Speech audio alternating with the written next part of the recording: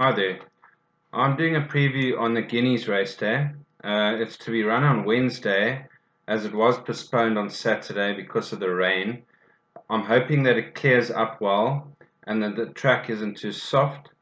Yeah, because we don't know how the horses are going to perform in the wet and there may be big results. So let's head on to the card.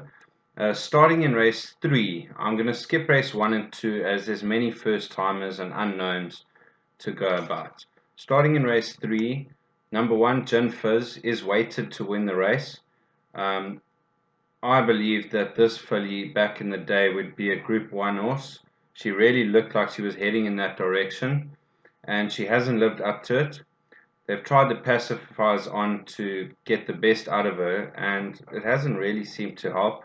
She ran second last time, but she went to the front and she faded quite badly late. She is weighted to win, but I don't see too much value in 14 to 10. The value in the race I see is Golden Bell.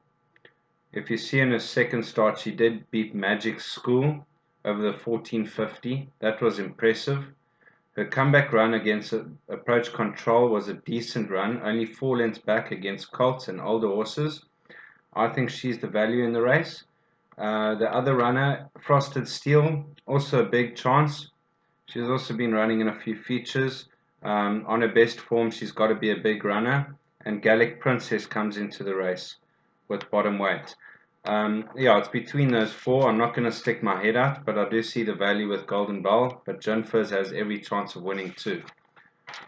On to race 4, the 2000 meter 96 handicap.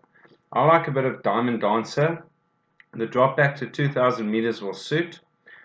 He's gone the 2-4 and the 3-2 before, but he's gone handy and he hasn't run badly, but he just hasn't gone through with his effort late.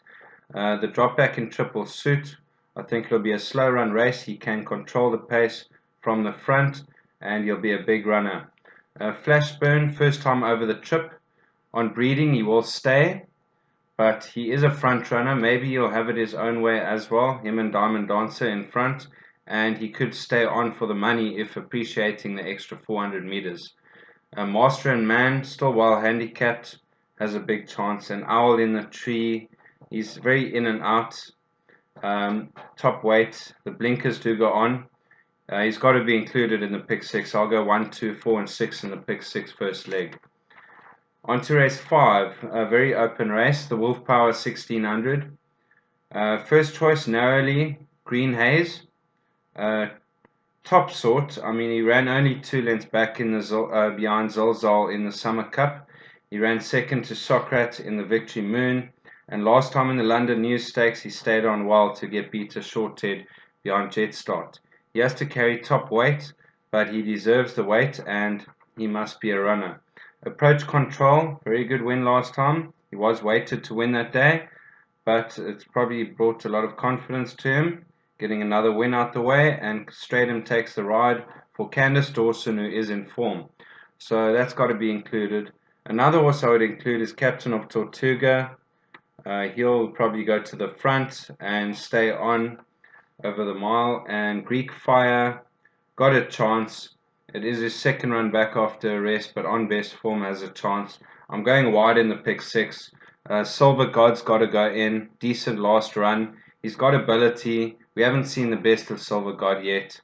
Darave, good win last time. Drawn wide, but still will stay on late and full mast. On to the best bet on the card. I'm very strong on this horse, Mr. Flood. I've said this before. He actually reminds me of JJ the Jet Plane that Lucky also trained. He's got a very fast speed, a cruising speed, and he quickens very well at the 300 meter mark when asked a question. And that's a good sign of a good horse. He's a really smart horse, Mr. Flood. It's his 3rd run back after a long layoff. He's won his first 2 runs back very smartly, and I think Mr. Flood is a banker in all bets. The filly in the race, Fly Away, she's got a lot of speed, but she hasn't taken on horses like Mr. Flood yet, and I think Mr. Flood's going to run away from them. On to race 7, the fillies Guineas. Summer Pudding. Now, her mother, Cherry on a Cake, is a sister to Cherry on the Top that actually won the Triple Tiara. So Summer Pudding's got the breeding. She's by Silvano. She's won her first 3 starts well. She's very progressive. And the mile plus, I think she'll even go the 2-4. So maybe she's in with a chance to win the Triple Tiara. From a 1 draw, very progressive filly, I think she is the horse to beat. Main dangers, Victoria Page. If she wasn't drawn 19, she would have been my narrow first selection. But the 19 draw, it's going to be tough from there, but she will stay on strongly late. Best of the rest, Mill Queen. I don't think she'll see more than a mile, but the mile's fine, and she is weighted to win, having 112 merit rating at level weights. And the outsider of the race, Snow Palace. She has the ability. She's run places in group races, and she could be the surprise package in the race. On to race 8. This horse, You Can't Hurry Love, one of my favorite horses in training. He's got such an amazing action. He really looks like a top quality horse. If he wins the Guineas, he'll win the Triple Crown. That's my thoughts on him.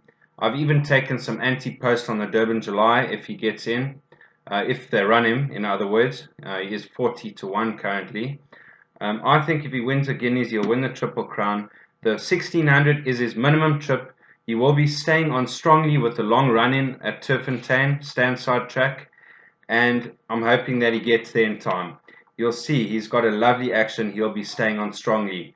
Ikigai, the mile is his maximum trip, I feel.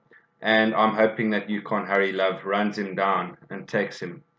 Riverstown can't be ignored. I'll go 4, 5, 6 in the pick 6. Those 3, it looks between those 3, but I'm going with You Can't Hurry Love to win.